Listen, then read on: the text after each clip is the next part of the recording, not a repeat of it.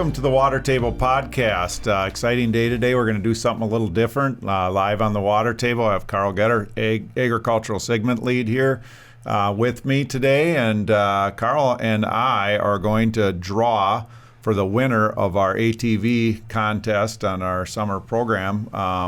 As many of you have probably seen that on the internet that follow Prinsco on any of the platforms, whether it's Facebook, Twitter, any of those. We've been promoting this through June. So tell us a little bit about what that program was, Karl, for those that don't know. Sure. So, every year we're stuck with the same issue, right? We ship a bunch of pipe through spring, and then we start building in the summertime, start building for fall. And we have the same issue every year as probably every manufacturer. We only have limited space, so we really have to move some pipe. So every year, I shouldn't say every year, but most years, there's some kind of an early order program. So this year, when regional sales managers and myself sat down, we thought, let's do something a little bit different this year. So we decided to do a giveaway. So the program was set in the first part of June. And really the premise behind it was anyone that took a load of pipe in June, ordered in June, and took a load of pipe in June, for every load they took, would would get a chance to win an ATV, a Polaris 570 Sportsman Edition. So, not knowing how it was going to go, we've never done anything like this before. It actually went pretty well. We had 364 customers that actually qualified. Each customer could get more than one qualification, obviously, with more than one load. So we had 642 loads of pipe went out as part of the ATV drawing. So all in all, it was a success. And, we really have to thank our customers because, the people that we work with, they truly want Prinsco to succeed and them to succeed. So even though they may not necessarily want to drop some of this pipe in the field or in their yard knowing they have to rehaul it again, we just have a bunch of great partners that they know it's going to be a success for both of us if we can accomplish our goals in the summer, and they help us out. Yeah, and they do a wonderful job. Yeah, it's somewhat helping out, and some, a lot of these guys have done this a long time and just know they got to have some pipe out in front of them for a variety of reasons, right? But when the crop's going to come out is always a little bit different when that job's going to be ready, and then just knowing Prinsco's going to run out of space, or just it's a challenge for manufacturers to get product to people when everybody starts ordering at the same time in the fall. So to have a little bit of ahead of you is always good, but we really appreciate them partnering with us in that way. Yeah, absolutely. It's space, it's transportation, right? Trucking just gets tight, and it's a system that's kind of developed over the years. And like I said, these guys just help us out and participate, and we surely appreciate it. Yep, for sure. So tell us a little bit about how you started that conversation with. We had over 300 customers. They got their name put in the contest for each load that they bought. So they bought 10 loads. They got 10 chances to win out of those. But then, how did you set this up? I know you did it on a little computer program to pick to randomly pick a winner. Right. So Leanne in the office helped me out, and she helped me go through the system, right, and pull every order that was placed, and then obviously we had to count out how many loads each order was, and make a master spreadsheet. And I help out every year doing a last man standing raffle in Wabasso. I'm the MC for that. I have been the MC in the past. I didn't make it this year. So I knew this little giveaway app was out there online, so I just downloaded the app, and then it's as simple as loading all 640 entries into it. And then when we get ready here, we're just going to hit the button, spin the wheel, and see who the winner is. So. How about we get started here, and we let's do it. Find out who won the. Maybe this will be a first annual ATV contest. We're going to have to see. But it was very successful from our perspective, and we're excited to do it. Yeah, it was fun, and it gave us a chance to go and have some different conversations with customers and do. It's just fun, right? And that's half the battle, just trying to make work fun some days, and this was one of them. So I have them all preloaded on a thing here called wheelofnames.com, which is, like I said, it's pretty simple. Load them all in and go. So I'm going to turn this a little bit. I'm going to have to kind of stand up a bit so I can see what's going on. And here we go.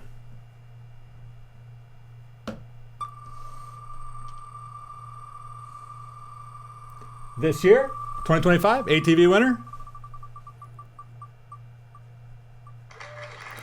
Basin Construction Drain Tile, Hayti, South Dakota. Yeah. So I personally don't know all of our accounts, and I don't know these guys, but I did know you beat me to the punch. But Basin, I know, is a South Dakota contractor. I think they've been around since kind of the beginning in South Dakota, which was maybe 15 years ago, 12 to 15 years that South Dakota's been where we've been seeing contractors that have started there instead of people moving from Iowa or Minnesota out there. And so exciting. Tell us a little bit about Basin. So Basin, Hayti, South Dakota would be their, where they call home. They're an account of Justin Gray. He's our South Dakota and northern Nebraska sales rep. I believe it was around 2012.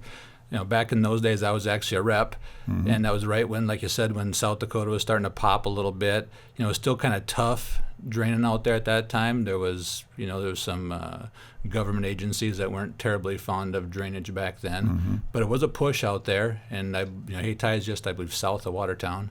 Yep. And Dwight is the owner.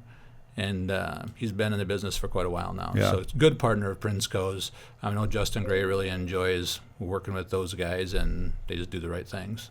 Yeah, well, great. Congratulations to Basin Drainage, Hayti, South Dakota, for the 2025 ATV. It was a 570 Sportsman. Is that a Honda? No, it's not a Honda. What is it? It's a Polaris. So this was kind of a thing, right? I don't know what it is. So we decided to purchase the ATV from Action Sports in Marshall, Minnesota. I worked with Chris over there. Our family has worked with Action Sports for a long time, and he treated us well, and it was good to work for him. And I don't know if Basin's going to be watching this live or not, but I'll be getting a hold of those guys, and we'll figure out how to get them over to Marshall and pick it up. Or actually, you know what? I think I'll just drive it out there. Yeah. Not the four-wheeler. But it's a Polaris 570 Sportsman, Sportsman Edition, all the bells and whistles. And I told Chris at Action Sports, I said, let's just not give away a plain Jane, right? Let's deck it out a little bit and have some fun with it. So they did a good job. So many people these days are going to the side-by-sides, and just this past weekend I spent some time doing some food plots and different things and using an ATV, and it was just kind of fun to jump back on an ATV and rather than always being in, the side-by-sides are really nice and luxurious and all that, but it's fun to spend some time on an ATV too. So excited for them. We talk about different things in drainage that really brought things along. Now this is a little bit maybe a small item, but think about surveying a field before ATVs. Before the first version was probably a three-wheeler? Yeah. Probably a Honda Big Red or something like that. Yeah. A lot of walking. Yeah. I'm surprised you even remember the Big Reds. Those were awesome. But you're right. I mean, a lot of walking, and a three-wheeler is quite a bit different and less comfortable than a four-wheeler ATV. And then, now we're getting into all kinds of other things that have made it more convenient, more comfortable, and a job that really is challenging. And what day are we today, Karl? We're July 24 today, and there's a lot that's happened this year. This year's been a different kind of year because it's very different depending on what part of the Midwest you're in. Right here in Willmar, where we record our water table and where Prinsco's headquarters are, it's been extremely wet the last 6 weeks. I think we had 15 to 17 inches of rain at my home, and in the month of June, just incredible. And it's raining today, all week. And so, when you consider all that, the crop isn't great right around here.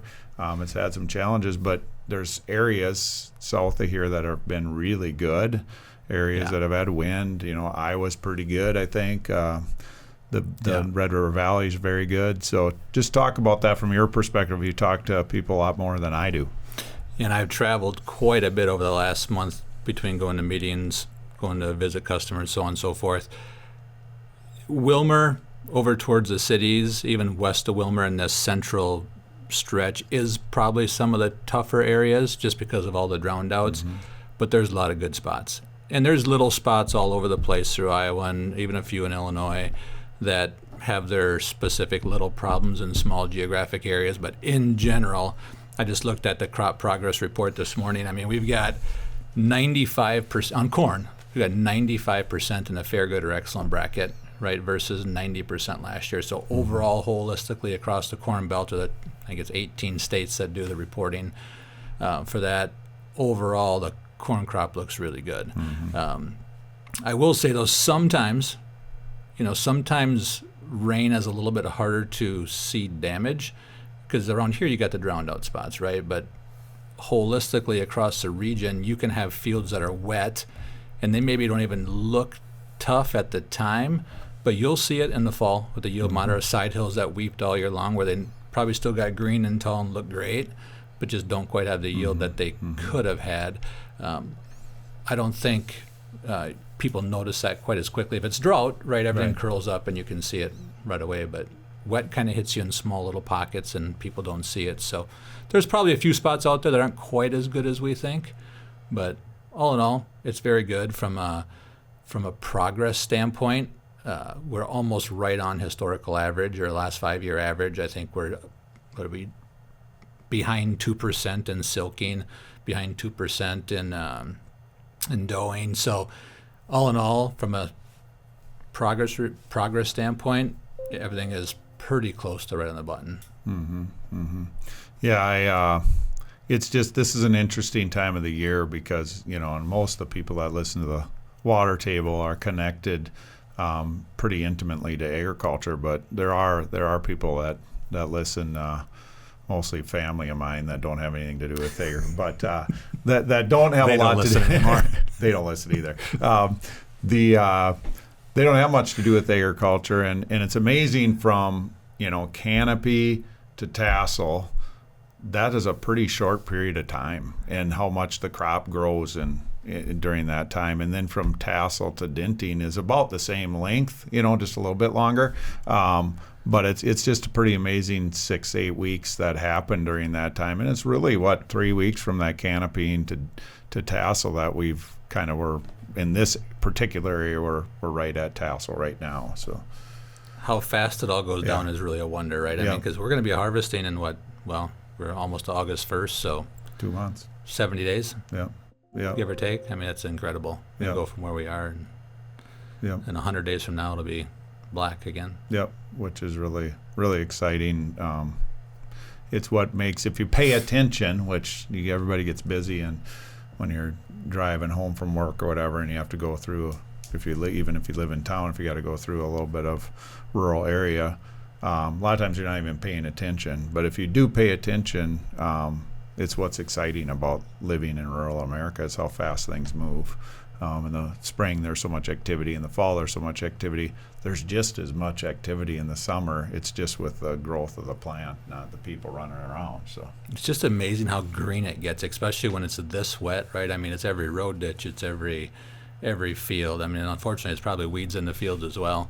But that's always amazes me on a wet year. You forget, because all the road ditches grow faster, right? And everything is just, it is just super green and lush. And then you drive to other parts of the country and it's brown, and I wonder, how can people take it?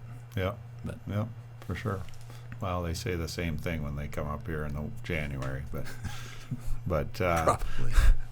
So, what else you want to share? Just kind of midsummer report here, and what we're thinking for just in a general perspective, how we kind of think this year is going to play out from an agriculture and a water management perspective. Well, I have to say, we're halfway through, or over halfway through now, so I'm pleasantly surprised with where we are today. I was pretty nervous back in January. Back in early January, there was some talks of some resin increases, and commodity prices were better than they are today. Not much, but a little bit better. So still not very good. So I was pretty nervous for this year. Spring ended up being a really nice spring for us, probably about average as far as the length of spring, as far as from an installation capacity. And summer has been actually pretty decent. Summer main business has been good.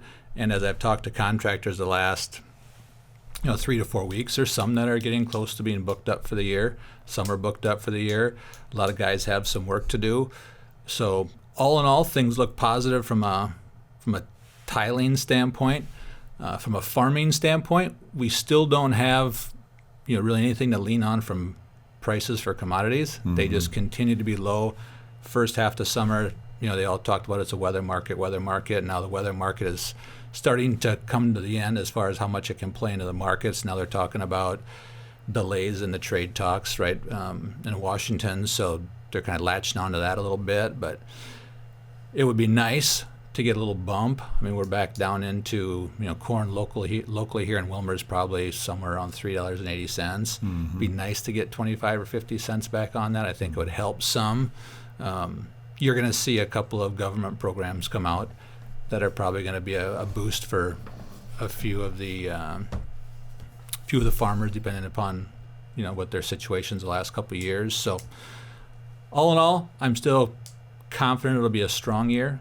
But now the big thing in the fall is just how many days will we get, right? How long is the season going to be? Right. So I'm happy that progress is right where it should be, but it can never come fast enough when you're waiting to put in tile. Yeah, for sure. Well, good. It's always fun to have you join me on the water table. Really fun to do something different today, and it's always makes you feel good when you're a giver. So it's fun to give this ATV away to Basin. Great customer, and it'll be really just another, like you say, work kind of can be mundane, and it'll be a fun day for you to give them a call and share the news, and maybe they're listening, but to share the news will be fun, and to see how the rest of this year plays out, and just want to wish all of our customers a safe and good summer, into summer here, and then fall tiling season as once they go, and stay safe and finish strong for the year. Thank you. Thanks for having me. Yeah.